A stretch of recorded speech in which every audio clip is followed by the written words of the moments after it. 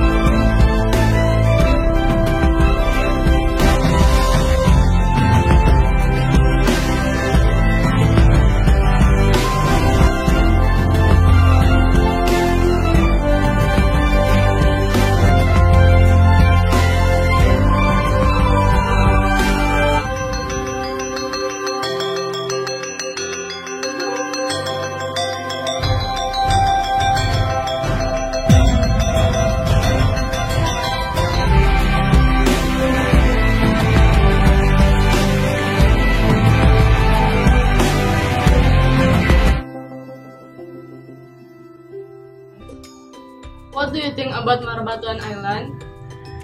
I think Marabatuan Island is one of the island of Borneo which is famous for having beautiful seas. I think so. In my opinion, Marabatuan Island also has abundant natural products such as coconut which can be processed into oil. Yes, and also one example of cassava which can be processed into staple foods, snacks, and cakes. How about this food? Do you think it's delicious? I think yes. Do you know Jepa? It's so delicious. Yes, I know Jepa. By the way, which one is more delicious? Jepa eaten with bau piapi or Jepa eaten with bau palu cela? According to me, Jepa eaten with bau piapi is more delicious than Jepa eaten with bau palu cela. I don't think so. Jepa eaten with bau palu cela is more delicious than Jepa eaten with bau piapi. Because Jepa eaten with bau palu cela is my favorite food. So we have different favorite food then. Yes, I think so.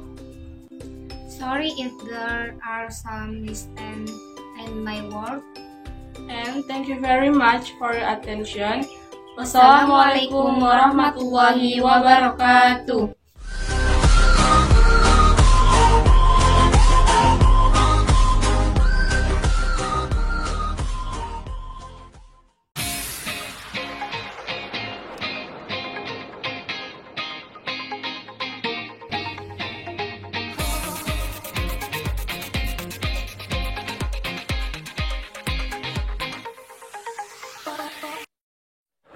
Assalamualaikum warahmatullahi wabarakatuh.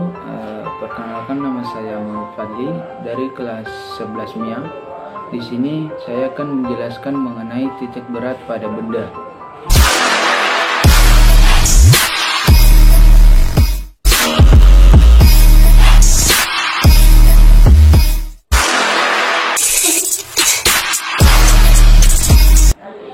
Titik berat adalah lokasi atau tempat berupa titik koordinat berpusatnya resultan gaya keseluruhan benda atau objek benda.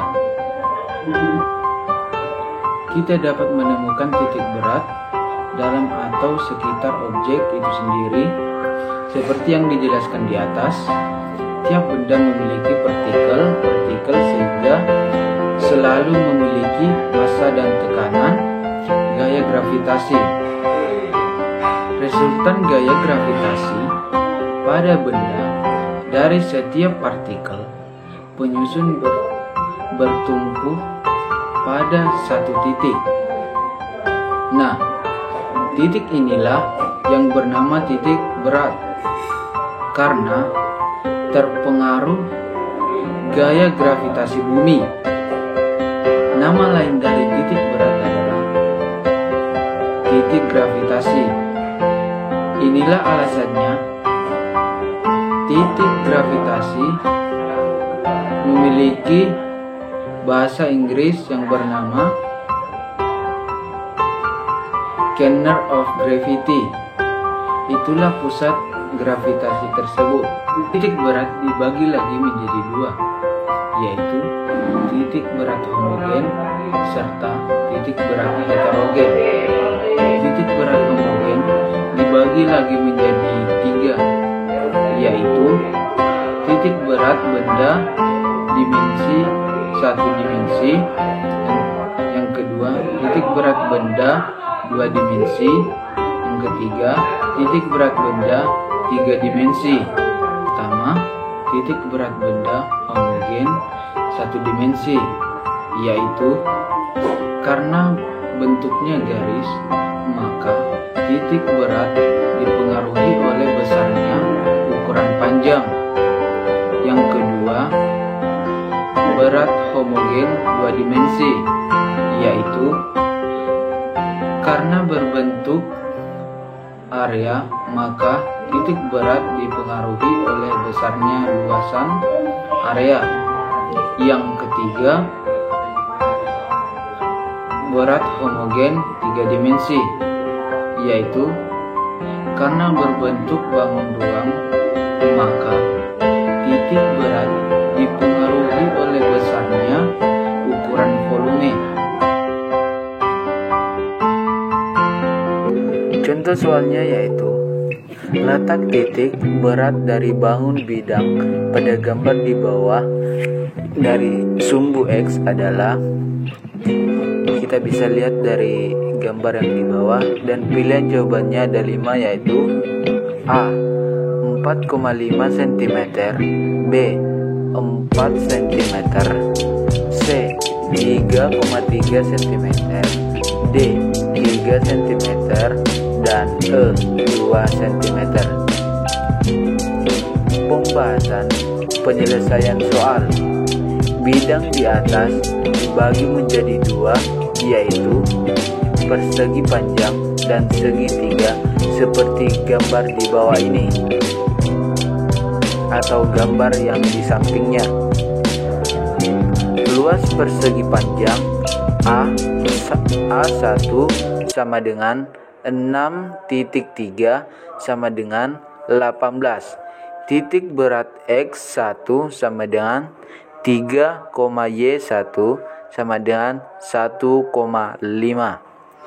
Dan luas segitiga A2 sama dengan 1/2, 3,3 sama dengan 4,5.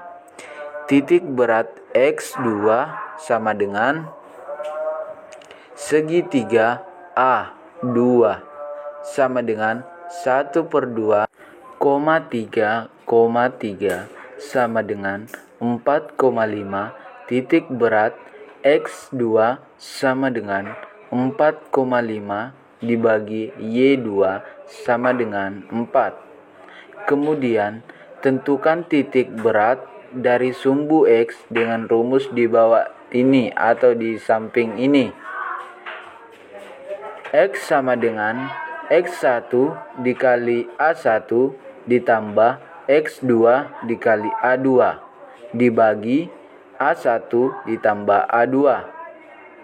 X sama dengan 3 dikali 18 ditambah 4,5 dikali 4,5 dibagi 18 ditambah 4,5. X sama dengan 5,4 ditambah 20,25 dibagi 18 tambah 4,5. X sama dengan 74,25 dibagi 22,5 sama dengan 3,3.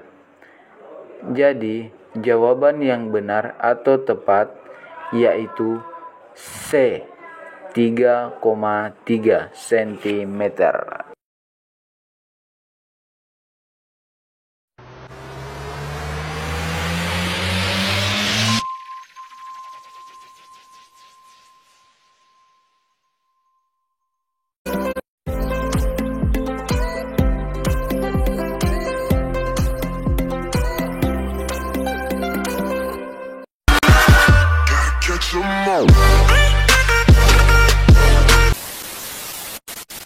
Assalamualaikum warahmatullahi wabarakatuh. Perkenalkan, nama saya Muhammad Fadli dari kelas 11 MIA.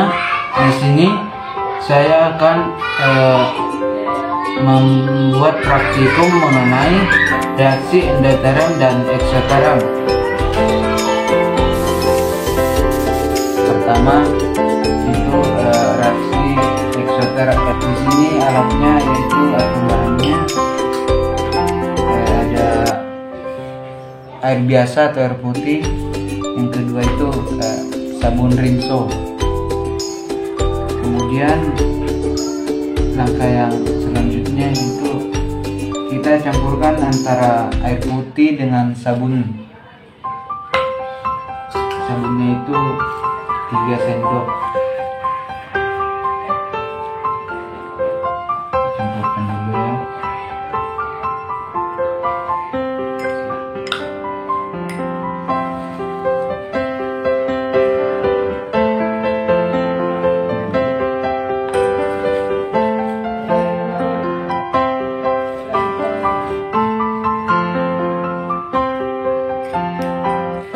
Oke.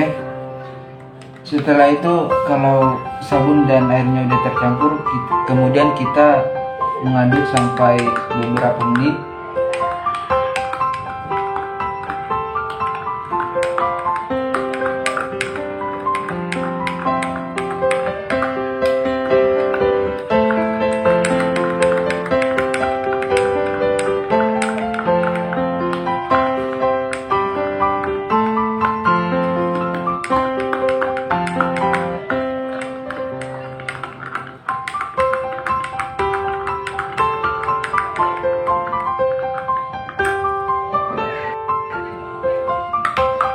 Kita terus aduk sampai beberapa menit.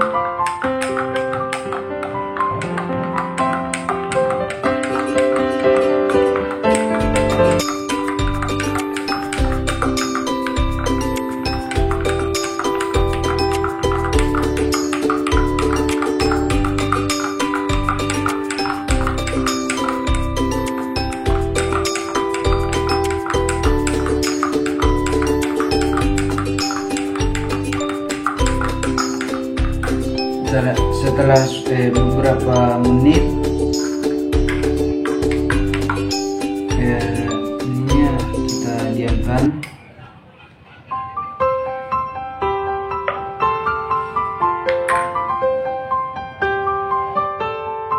Setelah didiamkan beberapa menit, gelasnya atau lingkungannya ini mengalami kehangatan karena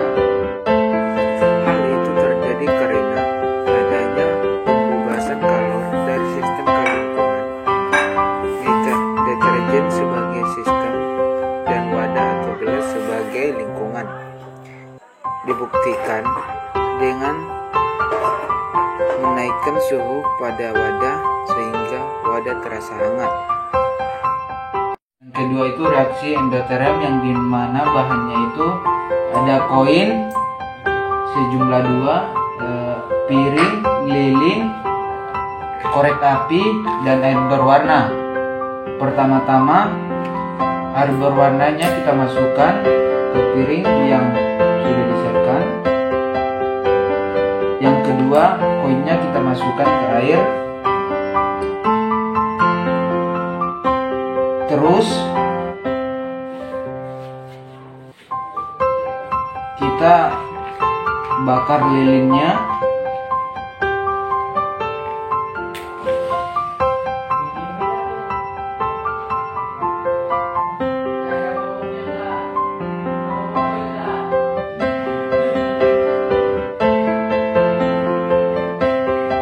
Setelah dibakar, kita tunggu beberapa menit biar apinya besar.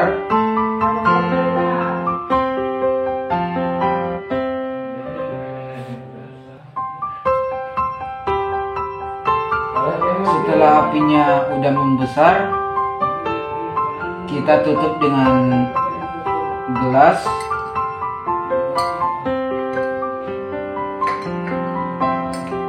Reaksi apa yang terjadi? Kita lihat.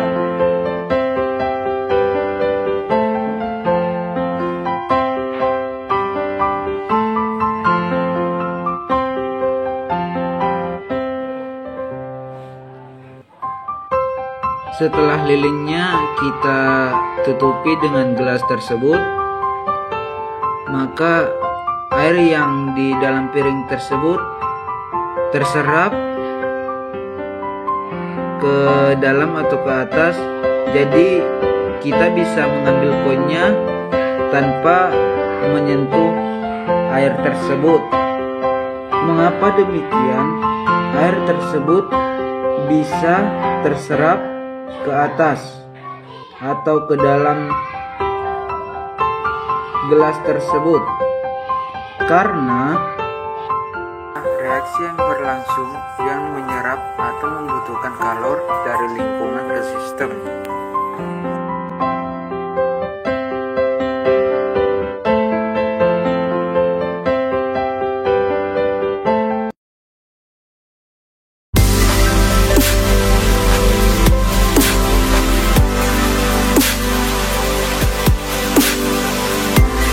Assalamualaikum warahmatullahi wabarakatuh.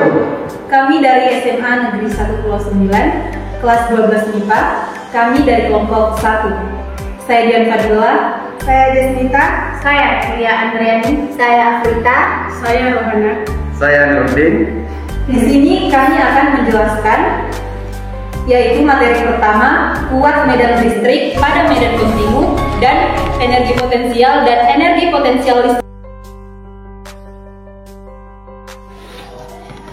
Di sini saya akan menjelaskan tentang kuat medan listrik muatan kontinu. Jadi, muatan kontinu itu adalah kuatan medan listrik dalam konduktor dua keping sejajar.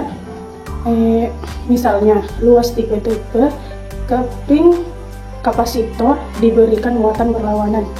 Jadi, dengan sama benar berdasarkan hukum Gauss kuat medan listrik yang dihasilkan konduktor dua keping.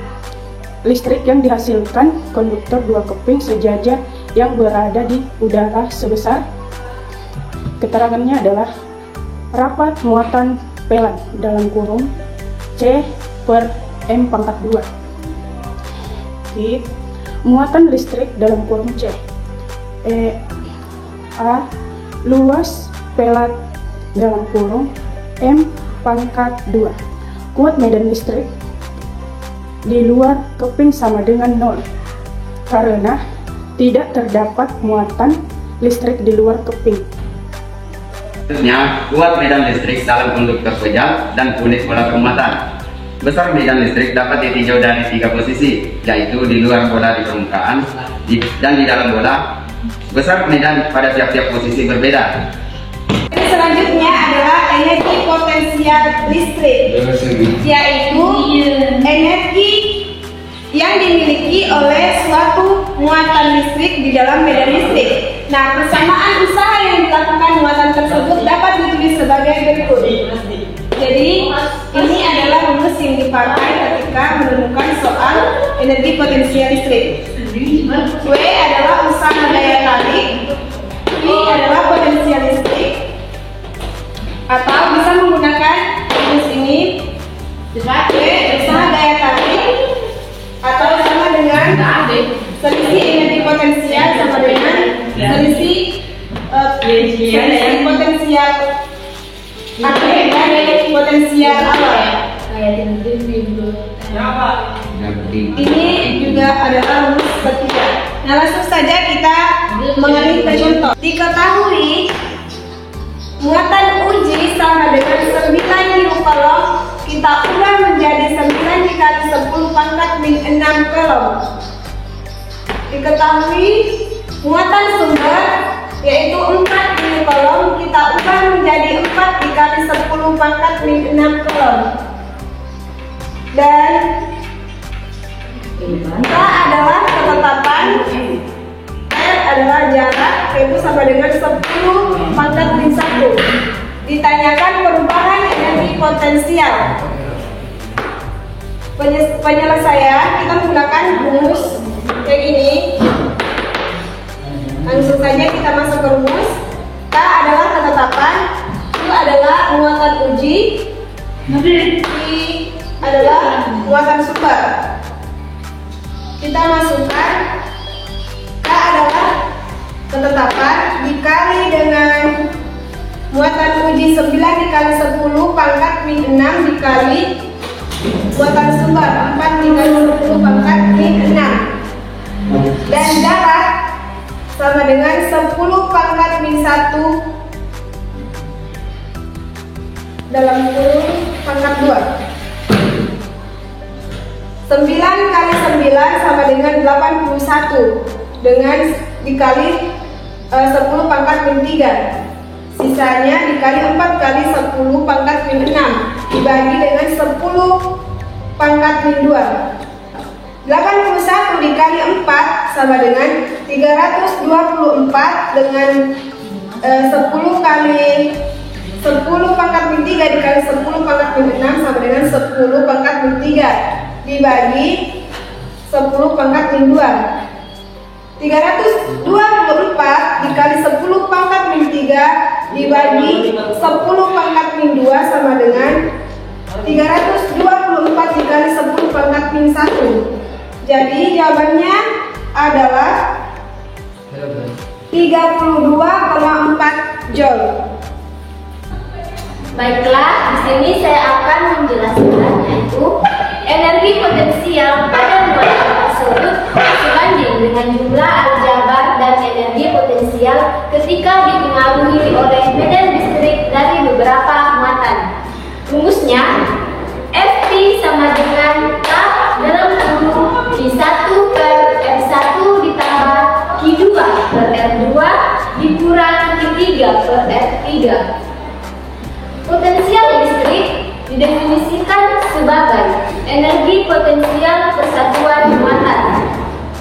Jika titik muatan I memiliki E potensial listrik, E PA potensial listrik, FA pada listrik, yaitu menggunakan rumus FA sama dengan E PA per I. Jika muatan titik berada di medium udara, itu menggunakan rumus V sama dengan 1 per 4 V 0 dikurang I per R. Beda potensial dari muatan antara dua titik C yang berjarak RA dengan RB dari titik acuan. Rumusnya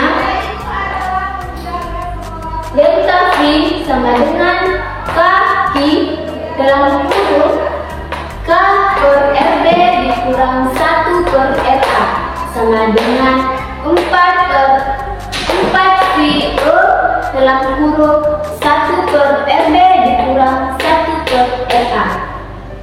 Keterangannya, di mana FA ini yaitu potensial di titik atau satuannya yaitu J per C. EPA yaitu energi potensial di titik atau satuannya Joule. I yaitu muatan uji atau memiliki satuan kolom. WBA sama dengan energi untuk memindahkan muatan dari B ke A. R jarak dari titik acuan atau satuannya M. K sama dengan 1 per 4 V 0 yaitu memiliki nilai ketetapan 9 dikali 10 pangkat 9 Nm kuadrat per kolom pangkat 2. Beda potensial listrik pada medan listrik homogen. Beda potensial pada medan listrik homogen dipengaruhi oleh 3 hal. yaitu besar medan listrik, besar perpindahan, dan sudut yang dibentuk oleh vektor medan dan vektor perpindahan, di mana hal tersebut dirumuskan dengan delta V sama dengan min E delta S dikali cos A, di mana delta V adalah beda potensial antara dua titik bermuatan, dan E adalah kuat medan listrik dan medan listrik homogen, sedangkan delta S adalah perubahan muatan positif untuk menghasilkan delta V, dan A sebagai sudut apit antara titik, arah, E, dan perpindahan. Ada beberapa beda potensial pada benda di sekitar, contohnya petir, sunset, listrik rumah, baterai mobil, dan masih banyak lagi. Saya akan melanjutkan pembahasan materi, yaitu hukum kekekalan energi mekanik dalam medan listrik, di mana gerak partikel bermuatan dalam medan listrik juga dapat diselesaikan menggunakan hukum kekekalan energi mekanik. Rumusnya yaitu energi mekanik awal sama dengan energi mekanik akhir. Kemudian kita urai menjadi energi potensial awal ditambah dengan energi kinetik awal sama dengan energi potensial akhir ditambah energi kinetik akhir. Kemudian P1 atau potensial listrik keadaan awal ditambah setengah massa dikali kecepatan awal partikel kuadrat sama dengan P2 atau potensial listrik keadaan akhir ditambah setengah massa dikali kecepatan akhir partikel kuadrat.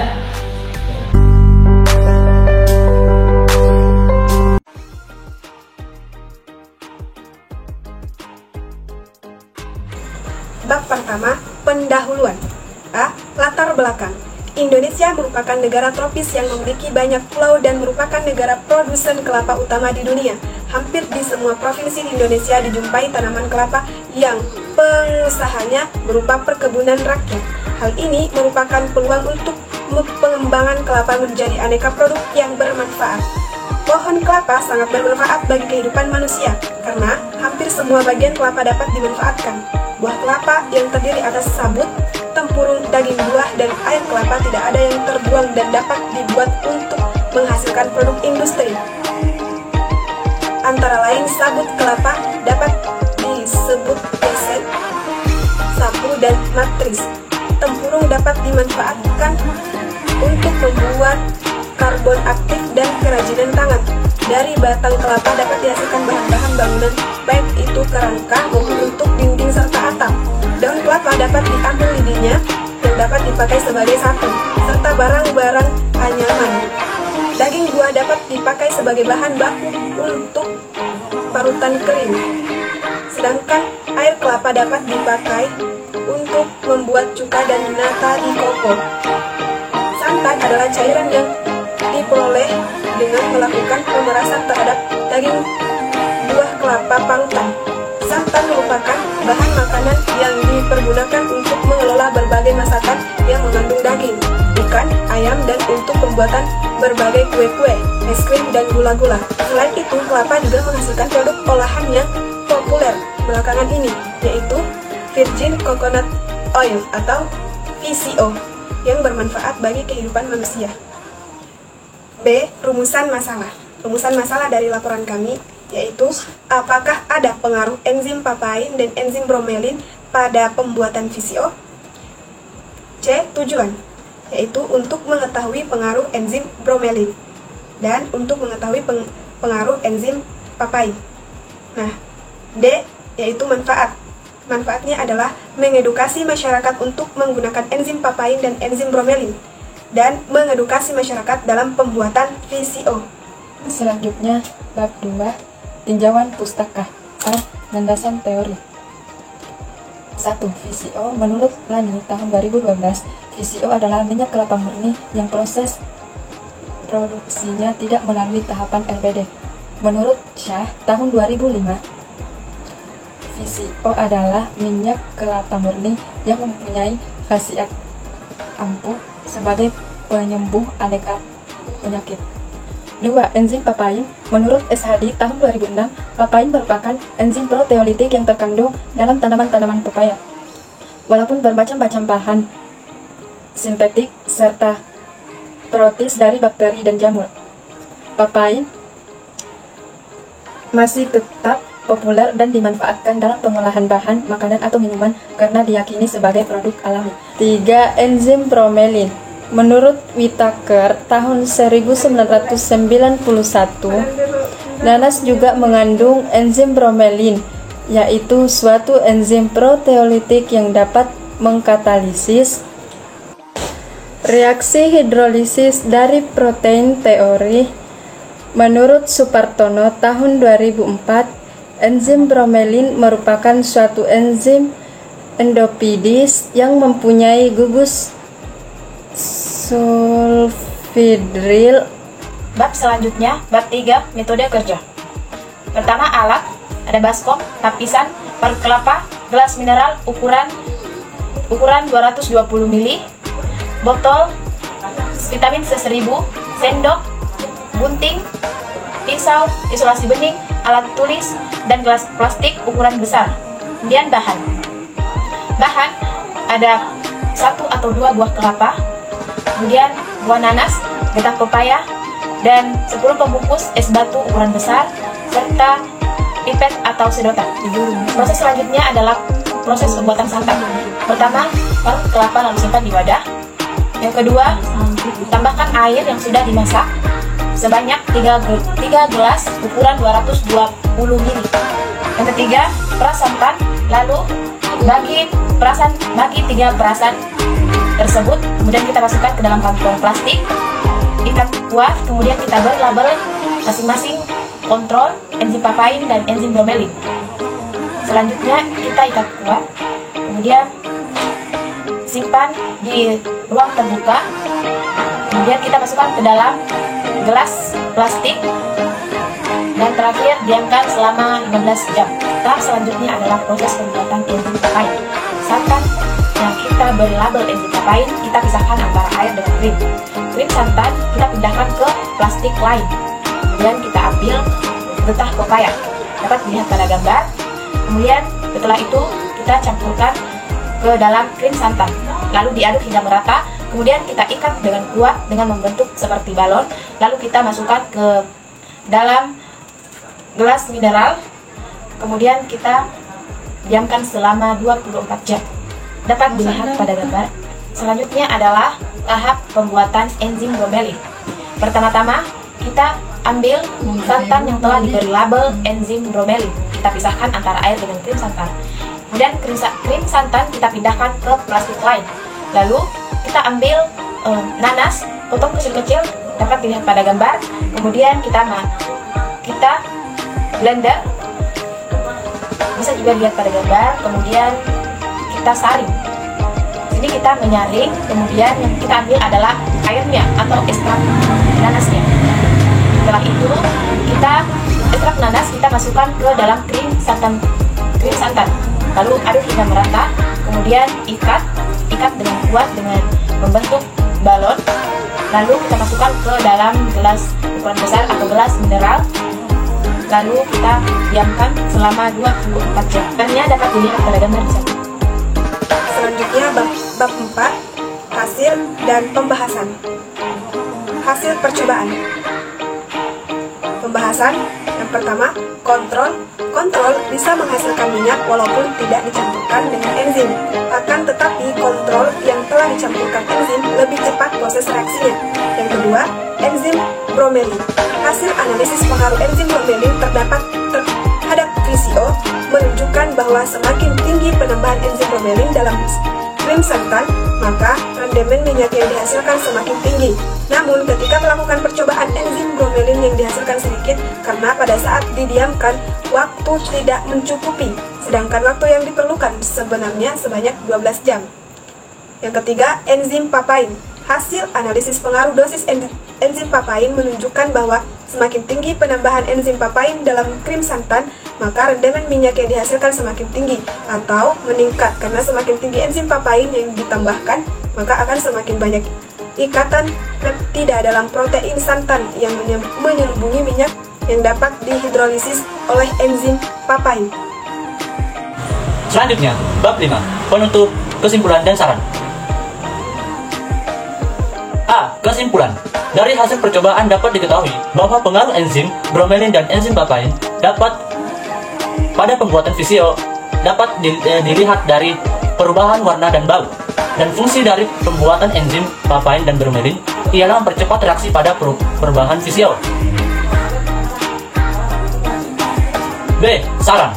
Saran bagi peneliti selanjutnya dalam pembuatan visio disarankan pada saat pendiaman santan diusahakan mencukupi waktu yang telah ditentukan, yaitu 12 jam, agar hasil yang diperoleh bisa maksimal.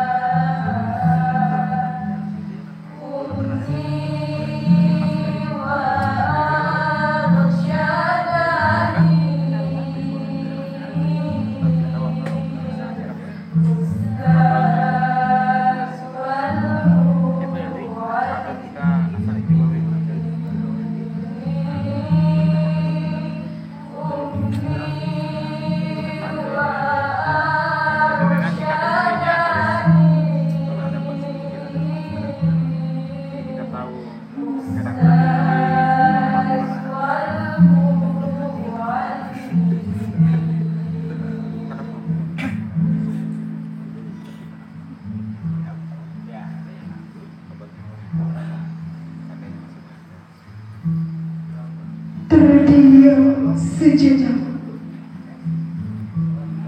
dalam renungan, kala bayang wajahmu dalam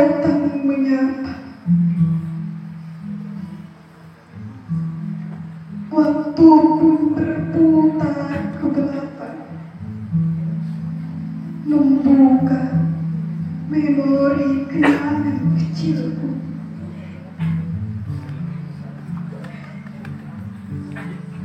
Tetesan keringat dan air mata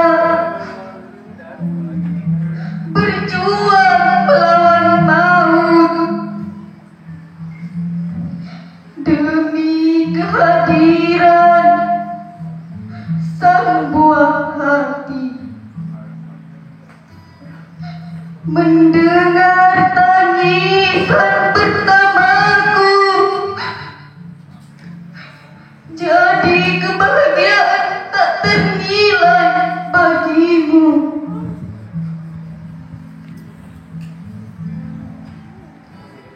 Tapi pesan apa yang ku beri? Hanya goresan luka dan air mata. Meskipun begitu, kasih sayang itu tak berkurang sedikit pun. Selalu kau sebut namaku dalam setiap doamu. Air mata ini jatuh berlinang dengan derasnya, mengingat betapa mulianya engkau, hai Ibu.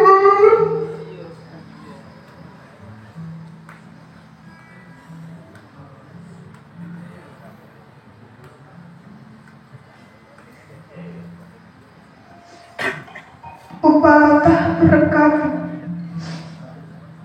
surga di telapak kaki Ibu. Izinkanlah aku mencium surga itu, Ibu. Di setiap tetes keringatmu, diderai lelah nafasmu, dipenuhi kasih sayang yang luar biasa. Demi aku, kau rela disengat matahari. Hujan pun tak dapat membatasimu. Demi aku, anakmu.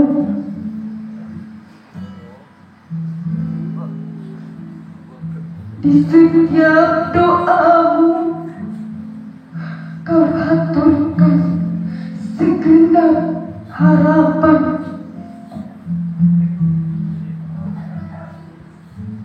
Ayah,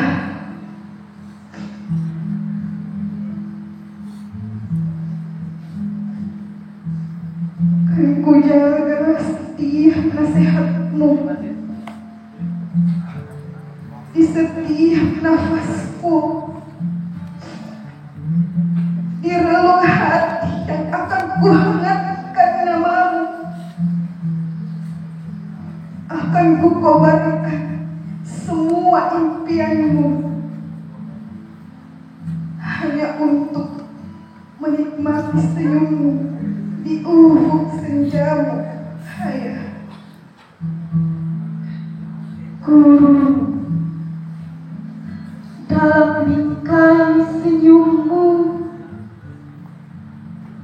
tertumpuk sebuah harapan besar bagi kami.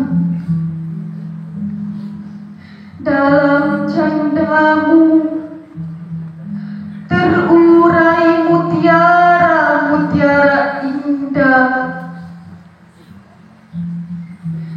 Engkau taburkan pengorbanan untuk menata masa depan kami.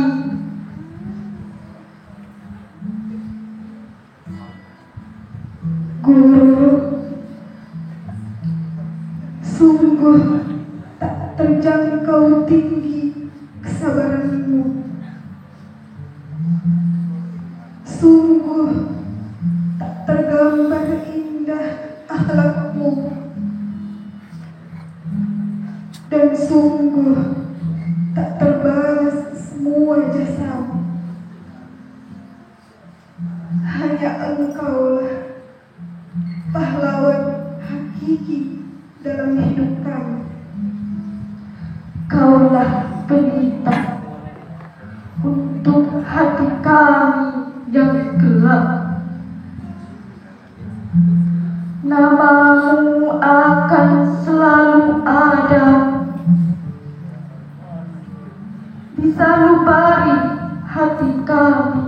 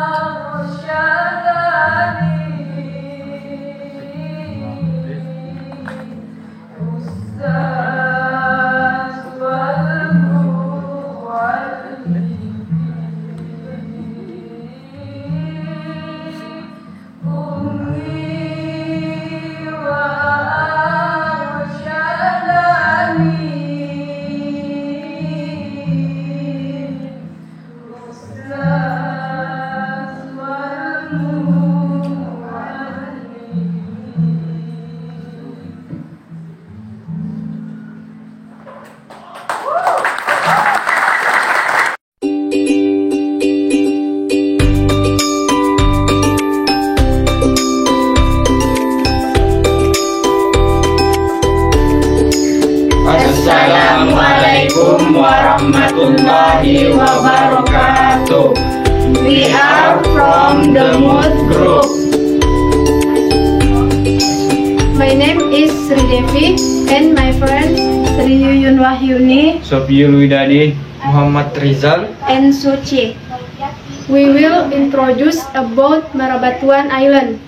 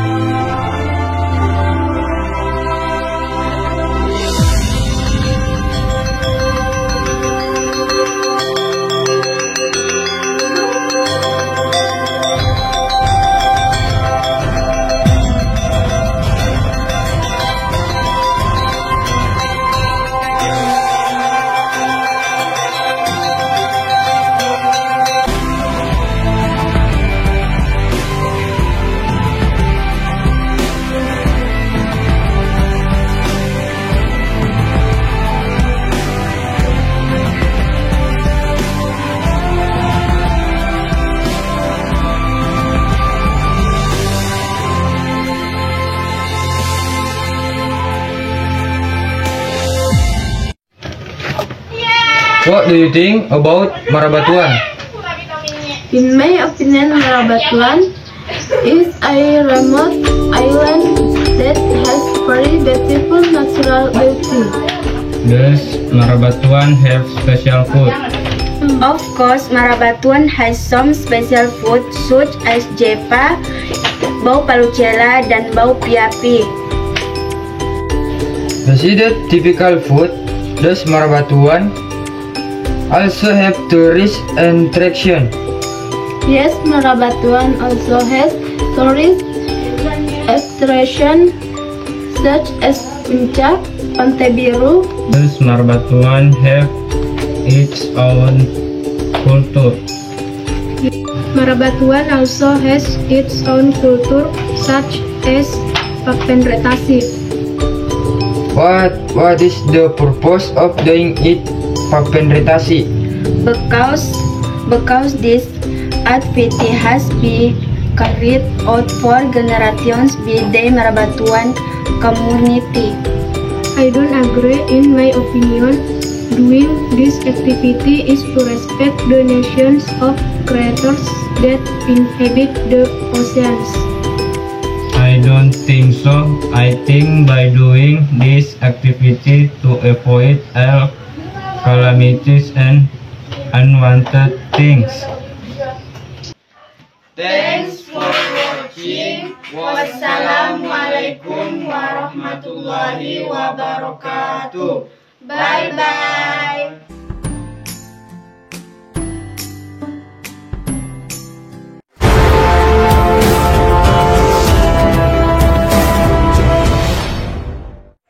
Assalamualaikum warahmatullahi wabarakatuh.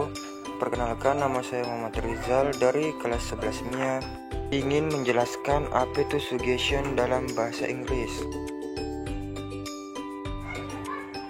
Jadi, suggestion artinya memberikan saran kepada orang lain sebagai sebuah ide dari apa yang kita pikir dapat mereka lakukan.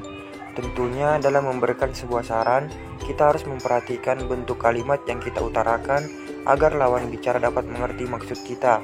Lalu, bagaimana cara membuat saran yang baik? Berikut ini terdapat beberapa rumus-rumus penting untuk making suggestion dalam bahasa Inggris yang harus kita ketahui. 1. Penggunaan rumus verb let's. Ketika menggunakan kata let's untuk making suggestion dalam bahasa Inggris harus disertai dengan verb. Penggunaan kata let's bisa berarti sebuah ajakan atau pesan tersirat yang menggambarkan bahwa saya memiliki saran untuk dapat kita lakukan. Contoh kalimatnya, let's go to a movie. 2. Penggunaan rumus why don't. Dalam bahasa Inggris, penggunaan frasa why don't bermaksud untuk memberi saran dengan bahasa yang lebih ramah. Artinya bahwa why don't bisa memiliki beberapa maksud seperti contoh berikut ini. Why don't we go to a movie? Why don't bermakna seperti let's go. 3. Penggunaan rumus call. Penggunaan kata call dalam memberikan saran kepada seseorang dipandang lebih lembut daripada kata should. Contoh kalimatnya, we call it at home today. 4. Penggunaan rumus what about. Contoh kalimatnya, what about eating at the new place? 5. I suggest that. Contoh kalimatnya, I suggest that we call it a day. 6. You need when to change. Contoh kalimatnya, you need to change your sleeping habits. 7. Penggunaan rumus I think. Contoh kalimatnya, I think you should go and meet her. Dan yang terakhir, penggunaan rumus I don't think. Contoh kalimatnya, I don't think of anything like this. Jadi sekian dari penjelasan saya. Salah khilaf mohon dimaafkan. Saya akhiri. Assalamualaikum warahmatullahi wabarakatuh.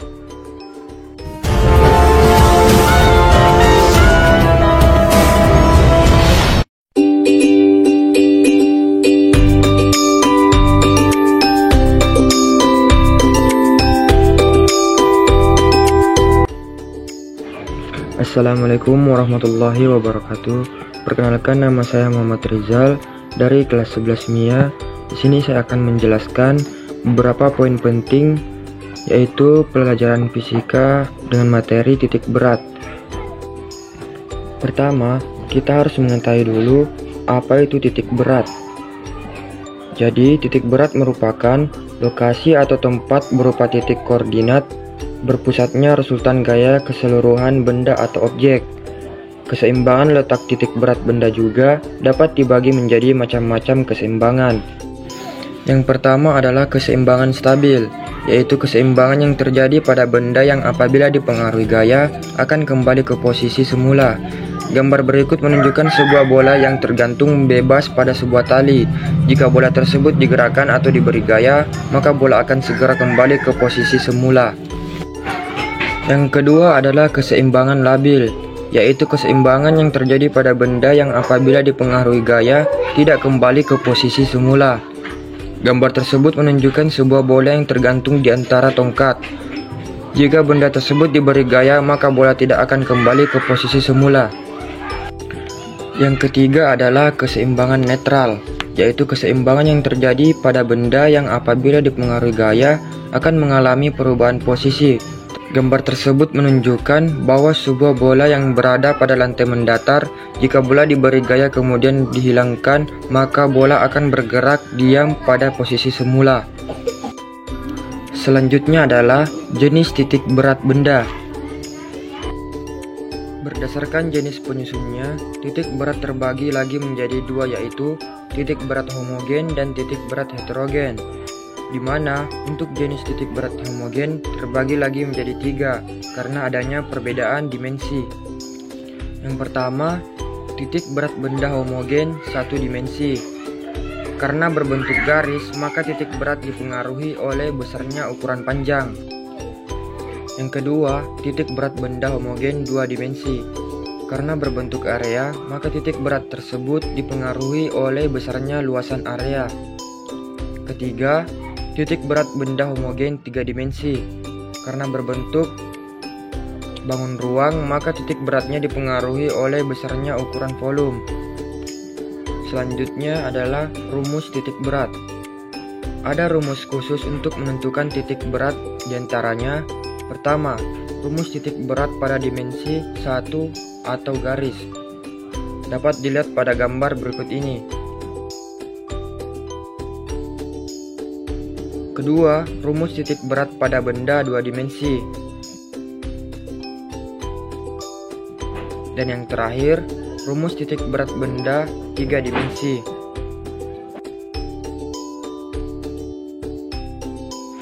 Jadi mungkin itu saja yang bisa saya sampaikan dan bisa saya jelaskan. Sekian dari presentasi saya.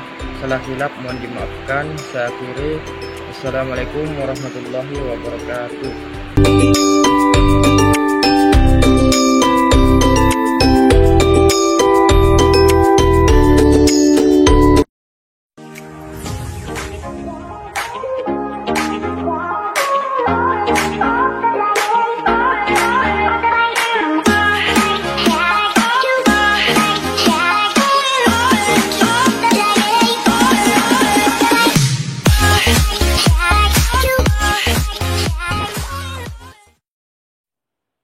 Assalamualaikum warahmatullahi wabarakatuh. Perkenalkan, nama saya Sofiul Widadi dari kelas 11 MIA. Ingin menjelaskan titik berat. Titik berat merupakan suatu titik pada benda yang mana gaya berat benda bekerja secara efektif. Perhatikan ilustrasi berikut. Dari ilustrasi tersebut, koordinat titik beratnya dapat dirumuskan sebagai berikut. X0 sama dengan X1 dikali W1 ditambah X2 dikali W2 ditambah seterusnya dibagi W1 ditambah W2. Y0 sama dengan Y1 dikali W1 ditambah Y2 dikali W2 ditambah seterusnya dibagi W1 ditambah W2 ditambah seterusnya. Titik berat benda dibagi menjadi 3, yaitu sebagai berikut. 1. Titik berat benda berdimensi 1 secara matematis dapat dirumuskan sebagai berikut. Untuk benda homogen berbentuk garis, titik beratnya dapat dilihat pada tabel di samping. 2. Titik berat benda berdimensi 2 secara matematis dapat dirumuskan sebagai berikut. Untuk benda homogen berbentuk bidang, titik beratnya dapat dilihat pada tabel di samping. 3. Titik berat benda berdimensi 3 secara sistematis dirumuskan sebagai berikut. Untuk benda homogen berbentuk ruang, titik beratnya bisa dilihat di tabel berikut.